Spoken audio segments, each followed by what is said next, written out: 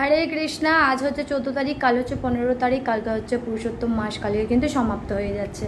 তো কালকে মহা একটা যোগ আছে, যেই জন্য আজকে তোমাদের কাছে ভিডিওটা নিয়ে আসলাম। কালকে হচ্ছে সংক্রান্তি, আবার হচ্ছে সংক্রান্তি প্লাস অমাবস্যা, তো দুটো যোগ অনেক দিন পর পড়েছে। এটা হচ্ছে মহাযোগ, বিশেষ যোগ। এই দিনে যদি আমরা তুলসী মহারানীকে পরিক্রমা করি, তুলসী মহারানীকে জলদান করি, তো আমরা একদম ভগবানের কাছে ফিরে যেতে পারবো। তারপরে আমরা যদি আশুত গাছের মানে যারা মানে বিশেষ করে স্ত্রী মানে মেয়েরা যদি আশুত গাছের বৃক্ষের ওপর জলদান করে, তাহলে হচ্ছে স্বামীর দীর্ঘায়ু হয়।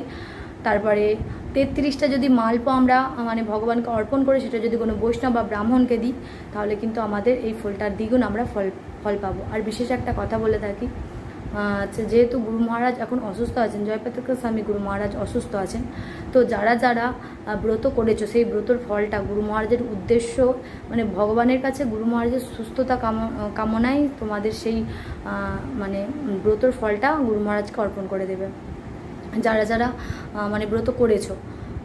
তো আর কালকে ওই জন্য পারণটা অনেকের মধ্যে হতে পারে যে 16 তারিখ না 15 তারিখ, এই নিয়ে দ্বিধাদ্বন্দ্ব ছিল অনেকটাই।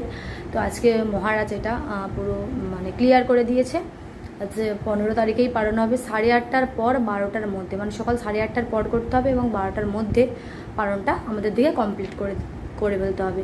যারা যারা মন্দিরে গিয়ে পালন করবে খুবই ভালো, যারা যারা মন্দিরে করবে না, বাড়িতেই সর্ষের তেল দিয়ে যা যা সবজি খেতে নেই, পটল বেগুন সব কিছু মিক্স সবজি করে মানে ভগবানের আরও কিছু আইটেম করে অন্ন, তারপরে পরমান্ন, আরও মিষ্টি কিছু দিয়ে ভগবানকে ভোগ লাগিয়ে তো গঙ্গা স্নান করে এসে বাড়িতেই তোমরা এই ব্রতটা কিন্তু সমাপ্ত করতে পারো।